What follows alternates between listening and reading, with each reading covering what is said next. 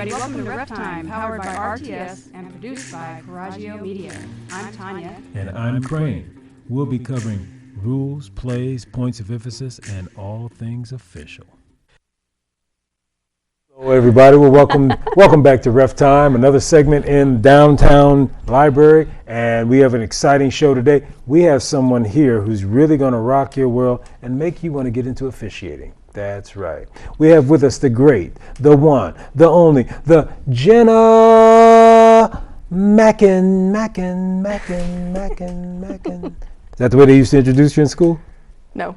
How'd they do it? How'd they do it in school? Just Jenna Mackin. You see how she raised her eyebrows? She did, Jenna Mackin. Her eyebrows went up and down. She got excited on that. Well, welcome to the show, Miss Jenna. Thank you for having me. You're welcome. Thank you for coming. Thank you for squeezing us in your busy life schedule. Yeah. So you are a newly graduate of high school, correct? Within the last few months. I mean, this past year you graduated, correct? Yes. And you went to Woodland Junior Senior High School. And they can't see me. And and then you also played.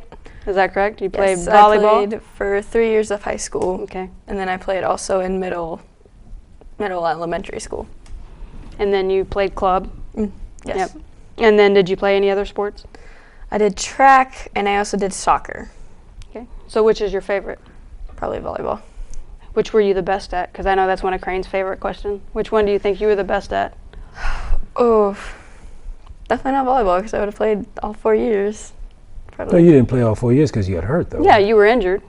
I played through with that injury. Oh, okay. I got injured during club season again for a second time with the injury. But I played with like the big old Don Joy braces. Oh, okay. So for like 3 years, I played with the big Joy. That can't be fun. One time I dove, and this was during club season. I don't remember which club season. I think Empowered, and I dove, and like my brace and my skin got caught on the floor, and I had like a bruise like that big on my leg. Everyone asked me, "What'd you do?" I was like, "My brace." I've been called robo leg, all that. Did you cry? When I got injured, yeah. There's no crying in volleyball. There's no crying in volleyball. They tried having me walk off, and without the amount of damage I did the first time, my whole lower leg slipped when I walked. So I couldn't really take a step off the court. There is no crying in volleyball, Jenna. I didn't cry. You just said you cried. For the injury, yeah. All right, so youngsters, you are now joining the dark side. How's that feel? It's fun. I'm excited. So you just started a class with us a few weeks ago, and you've gotten a little bit of experience, whistle. You've gotten out there and been able to blow your whistle. So tell everybody how that kind of feels. How do you feel like you're progressing, and what do you like, dislike? It's definitely different. Like having to remember, especially when you're the up ref, is a little difficult sometimes to remember. Oh yeah, I gotta blow my whistle for every point. I gotta every decision falls on me and what I see, and it's difficult. It's definitely a little stressful. I do things definitely stressful. But being around it for most of my life, I think it's definitely been an easier transition over to the reffing side than if I went in just for, I don't know, basketball. Played half a season in middle school, didn't really understand it. So I think it's definitely been an easier transition than I think probably most people would say. Well, and like we told you in class, Jenna, the fact that you're coming in at such a young age is great. I mean, you can't tell that obviously right now, but I'd say 3, 4, 5, 6 years in, you're going to be looking back, and most of what you do is just going to be habit. And you're going to be glad. You're going to be glad that you started when you did. Absolutely. I know that's one of the things we talk about. How absolutely. I wish I had started sooner. Yes, I wish I had. I really wish I had. Because now we know things, and we're looking back. The same fears that we used to have, those don't even enter our minds anymore. Because it's kind of like muscle memory. The way you played, You did certain things, you just instinctively did them. You didn't have to think about them. Yep. Officiating the same way. Yep. So when things happen, you're going to instinctively just know to blow your whistle. Yeah. You're going to instinctively know, okay, now I've got to give a point, and now I've got to show you what the violation was. And so you're going to go, it'll just become habit. Now, one of the things I think about is when the season first starts, I'm coming back out of basketball, and the season starts kind of like summertime. The summer season, and we do some summer basketball, and then volleyball will come along, and I'll get up on the ladder, and I'm thinking, oh man, okay, different signals, different numbers, and then I'll beckon for the serve, and then they serve and they score, and I'm going tweet, and it just comes back. And when after that first call, you're like, oh yeah, okay, I can relax. I remember what to do. It'll just come back to you. So muscle memory, just repetition, and you've been doing great because you've been traveling with us. You've been going to a lot of matches, and that's going to be huge for you. And then once you get the basis of the rules each year, then all you got to really study up on is what rule changes or what points of emphasis are they wanting us to focus on for the year, they being the IHSA or the NFHS, and so you'll be able to just easily adjust to that. Or hey, I've got the base rules, but now I'm doing club, and so these are the club differences, and so you'll be able to make those transitions easily as well. And this is, you remember this sheet? Did we show you this? I don't know if we showed you this in class. Volleyball rules changes for 24-25. I do have that, yes. Okay. I mean, that's what she's talking about. There's 1, 2, 3, 4 rule changes, I think. Major, and then they have major editorial changes. So when we get these sheets, we kind of go through this together as officials, and and a lot of this stuff, even though they say it's rule changes, it's usually slight. It's very, very slight. Like the one rule change that we all really love is that the freshmen in the JV now do not have caps. They are win by 2. She's been fussing about that for I don't know varsity. how long. I like it though. I like it. For how long? They just changed the rule. So for whenever they changed the rule, that's when I started fussing about it. But well, I like it because I don't have to differentiate and remember, okay, I'm doing varsity, I'm doing lower level, and then lower level, I was like, what was that? Okay, the caps? Okay, now I got to remember all the caps. Now I don't have to worry about it. It's uniform. You're still going to have to remember it for lower level, like JV or junior high, I mean.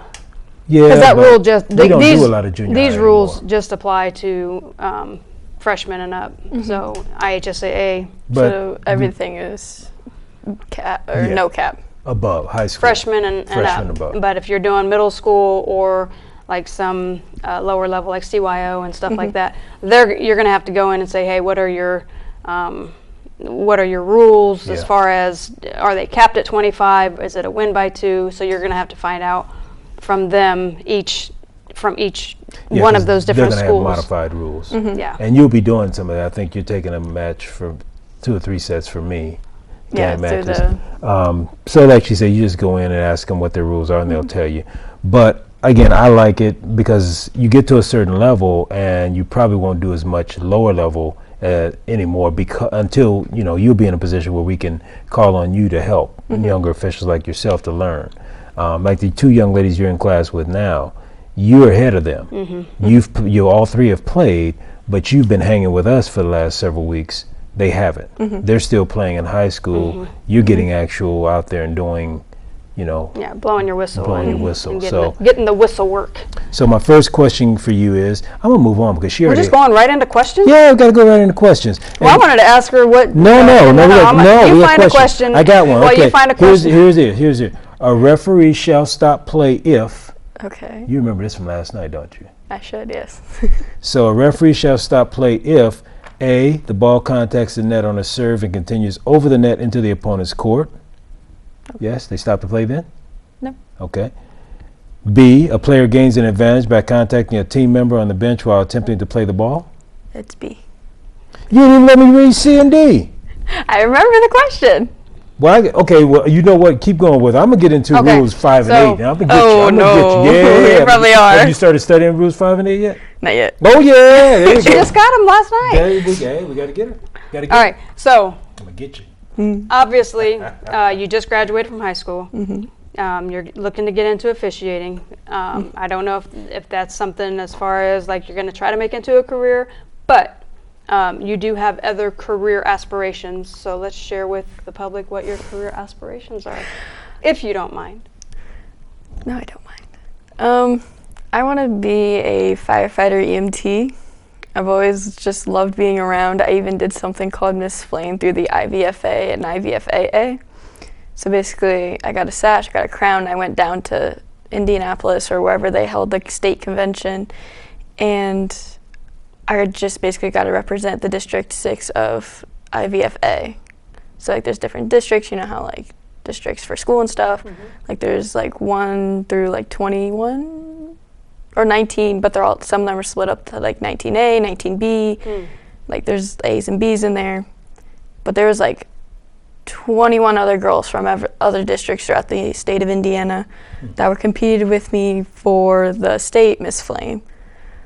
I unfortunately did not get it, but it was such a great experience. I now know how to do like interviews, because there was an interview process, and then like, so I know how to talk to people, make eye contact with them, because I never did that before. Okay. So, and it's like helped me with getting out in the firefighting world. Yeah, if I join, I would be third generation, because my dad and my grandpa both were firefighters. My dad still is, but he's volunteer. I'm trying to make it more into a career for me. So that's what. Now, was it a career for your dad before he went volunteer? He's always been volunteer. He's been volunteer since about, I think he's been on 45 years. Oh my, as a volunteer? Was your grandfather a volunteer as well? Yes. And they've made it like, so it would be third generation of firefighters, but first generation full time. Full time. Okay. They both like were up and down the ranks. My grandpa at one point got the chief of New Haven Adams Township before they became East Central. That's the one I'm trying to work for.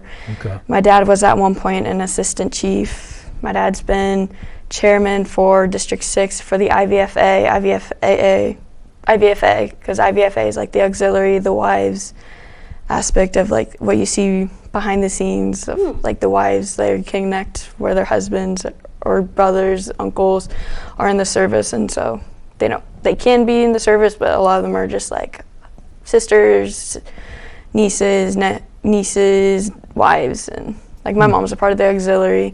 I became a member this year after the Miss Flame. I became an IVFA member as well. And just I pay a yearly fee to say, hey, I'm still involved. Like with the Miss Flame, I've traveled throughout the districts of Whitley, Steuben, Nobles, DeKalb, and Allen. So all those counties, like I've been up and I've just showed up, and like I've been in parades, I've done like fish fries, and I just showed up for the like to help out, do what I can.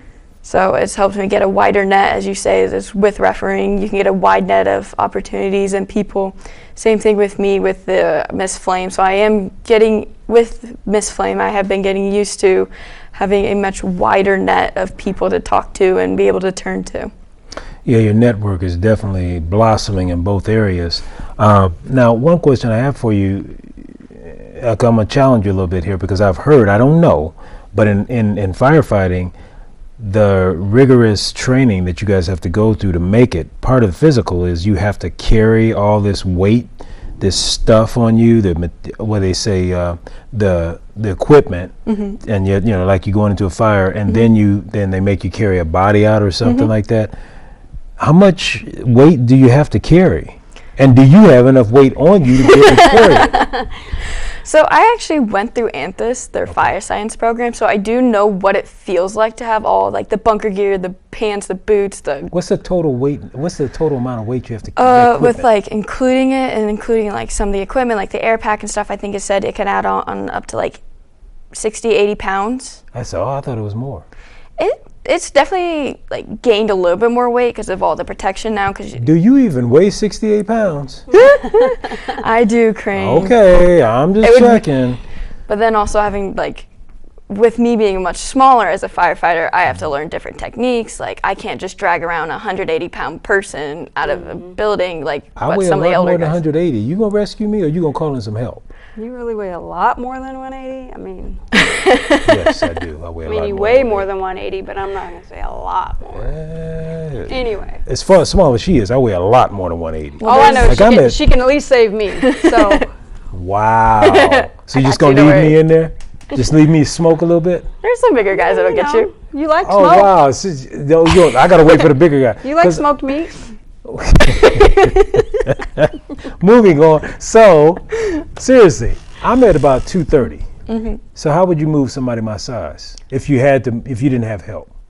It would definitely come down to, instead of carrying the person out like you see the firemen carry, since, well, I'm not as tall, I don't have as much muscle, I would resort to another way of like dragging you out, getting like my arms up under you, Okay. up like under the shoulder, chest area. Plus, they make you guys carry all that extra 60 to 70 pounds of gear.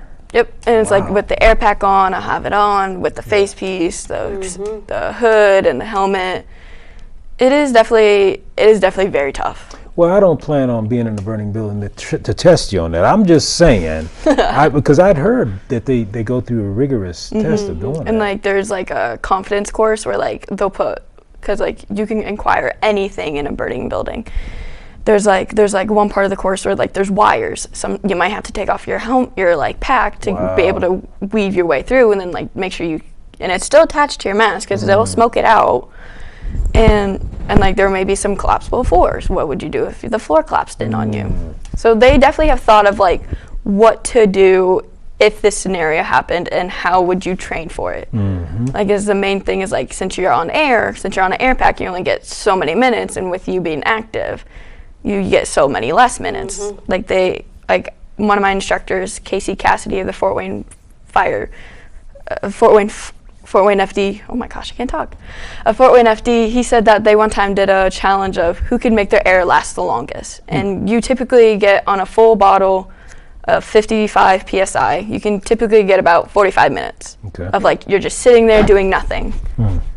But if like you add into the aspect of, oh, I gotta knock down the door, I gotta go in dragging a hose, that can be cut down to about 25, 30 minutes then, with all the heavier breathing you're doing.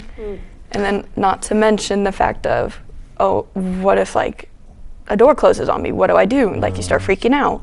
So So what I'm hearing is you got to learn to think on your feet because everything is not well practiced out. Yes. Same as and to be officiating. calm. You've Yes. gotta learn to like kind of breathe through things. Very like, similar not, to 'cause, like, officiating. like not get anxious or you know. So since we got you at your heightened thinking ability and you're thinking about it and you're all ready to go, here's your next question. Oh no. All right. The first referee and second referee may exchange duties each set of the match only with the approval of host management. True or false?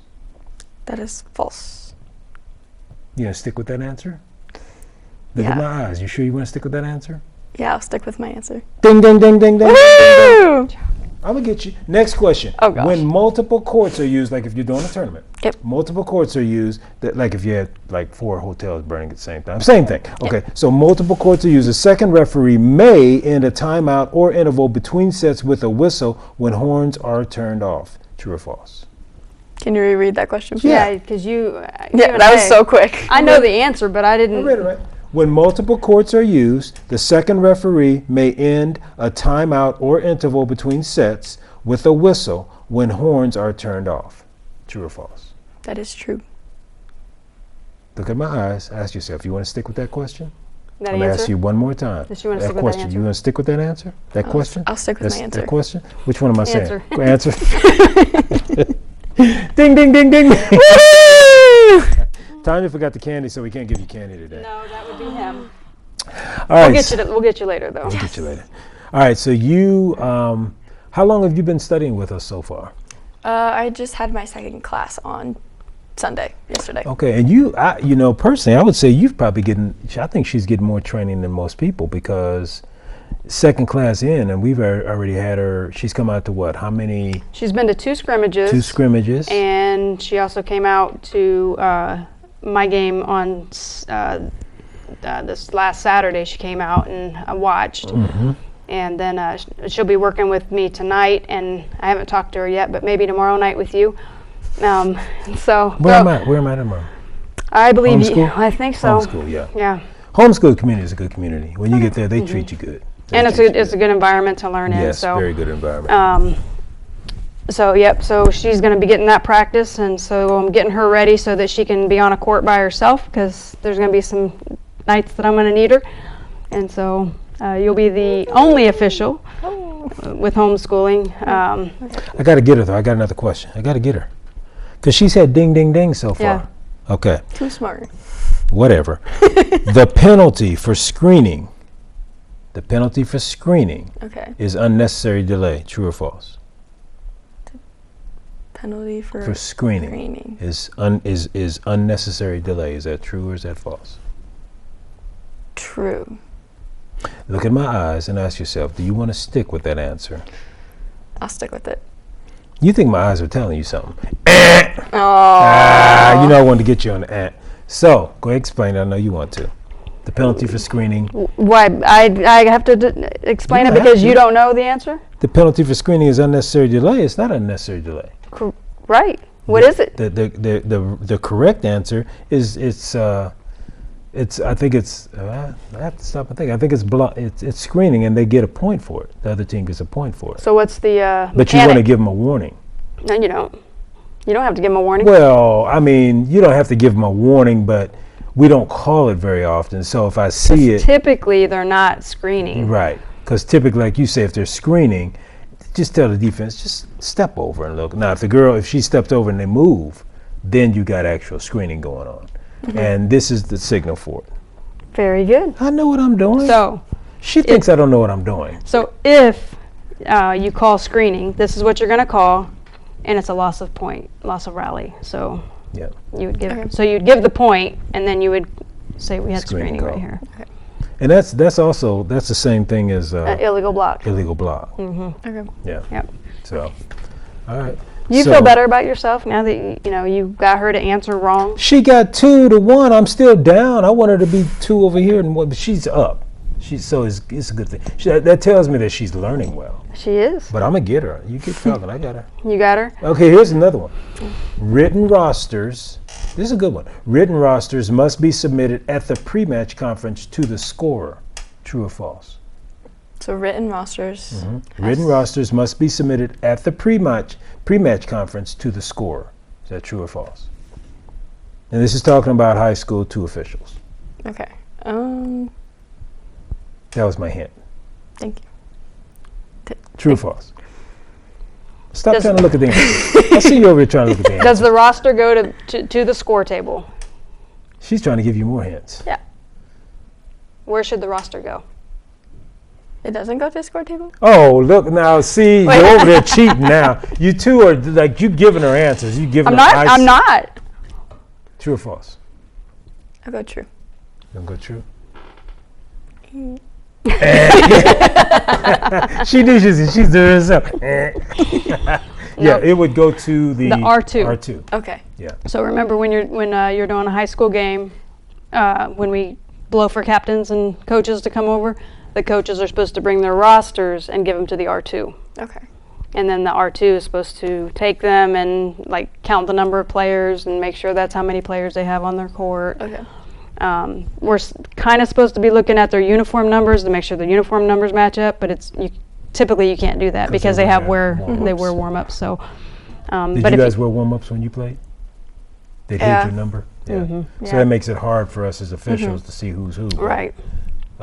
But you're not doing too bad because actually the questions I gave you were actually on the second set of questions. The second set of test questions that we gave you, rules 5 through 8. Mm-hmm. So you're doing okay. Yeah. 2 for 2. 2 for 2. Yeah. You want me to get you though? You want me to get you? I can get you. You already got me. She looked at me that time. All right. So we got about 5 minutes left. So so where to from here? I mean, you're gonna actually. How soon are you gonna be getting into firefighting? So I actually have an EMT course set up for this fall. I actually start tomorrow. Okay. Yay. So I'm very excited. It's just 2 days a week for 4 hours, and most of the setting is going to be happening on my own. So I'm excited for that, and then I have to wait till I'm approved by a doctor before I start doing firefighting because of like the different body mechanics of like, because like I'll be on my knees a lot with like, especially holding the hose and everything, and I can't quite do that yet because of like, again, I had a surgery, and it was not even 2 months ago yet. So I'm still a month and a half out. Was that on your knee? Yes. And I had 2 surgeries on my knees. Wow. And that's from playing? Yep. I tore both my ACLs, all 4 of my meniscus, and when I tore my left one, which is why I had the big brace, I tore part of the MCL as well. So I had a very extensive surgery on my left leg.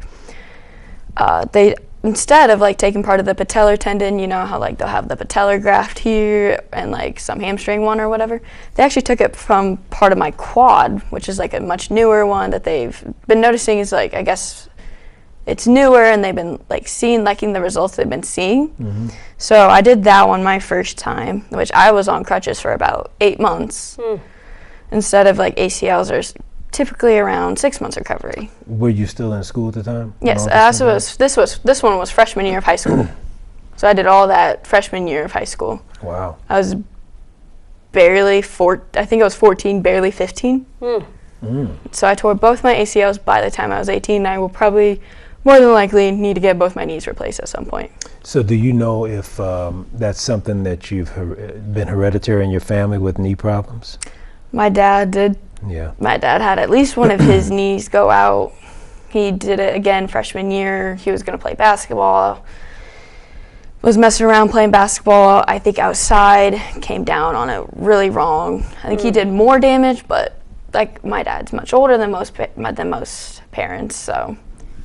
And he did all this when he was younger. Yeah. But he's been able to maintain the ability to use those parts of his body as a firefighter, so that gives you hope. So with being 45 years on, he's had 45 years of like going in, seeing what's going on. So he said this was like a couple years ago, like 3, maybe 4 years ago, he decided to just be an engine operator. So he'll just drive the trucks to the scene now instead of going inside. He goes, I'm just too old. Like I've had my time. Let the younger guys have their time. Like let them shine, let them do. Like he knows how to run, he knows how to drive the engine, and you know, fire trucks aren't small. They aren't no little small thing. You got to know what you're doing. So my dad's been driving the fire truck. He's always drove fire trucks. So now you got me interested. So now, and I think I know the answer, but how does your dad and your grandfather feel about you being a female going into the field that they spent so much time in? Are they in support of it? My dad, was, especially when I was going through Anthus, he absolutely loved he was like so proud of it. He was like, my daughter's going through Anthus, she's going to join me. My grandpa sadly passed away when I was really little. Since of me being so young, my dad being much older when he had me, I didn't have much time with him. I was like maybe 6 when he passed. So I really did not get much. Did not get much time with him, which is sad. But I think he would be like happy to see that I am getting into something that him and my dad both love. How does your mom feel about all this? She likes it. She likes the idea of it. Yeah, she hesitated. Well, now let me tell you though, what Jenna told me the other day is that her mom is actually thinking about getting into officiating. Oh, yeah, you did mention that. Mom, let's go. We can get you trained. But with that, we've only got a little bit less than a minute left, so we're going to go ahead and wrap up. But Jenna, we really appreciate you coming on the show today. Thank you. And we really appreciate you joining the class. We're looking forward to working with you and having you out there and officiating. So thank you. Right, I'm so glad I decided to take that offer. Yeah. So tell Mom we're coming after her. Yep. I will, because she loves watching volleyball just like I do. Because then you guys can work together. Yep, and she loved watching me play. She loves. She'll love better watching you make some money at it. So with that, for any of you out there that are interested in getting into officiating, go to reftrainingschool.com. That's reftrainingschool.com, and we'll get you some information on how you can get involved, like the great Jenna Mackin. And then also, if you have some kids out there between 3rd grade and 12th grade want to play basketball, we have a new thing that's been launched. It's called Hoosier 3-on-3, and it's 3-on-3 basketball, half court for kids 3rd grade to 12th grade. We will have referees, but no coaching, Mom, no coaching, Dad. Hoosier3on3.com. So we look forward to having you guys join us in one of those 2 areas, and we'll see you next time on Ref Time. Take care.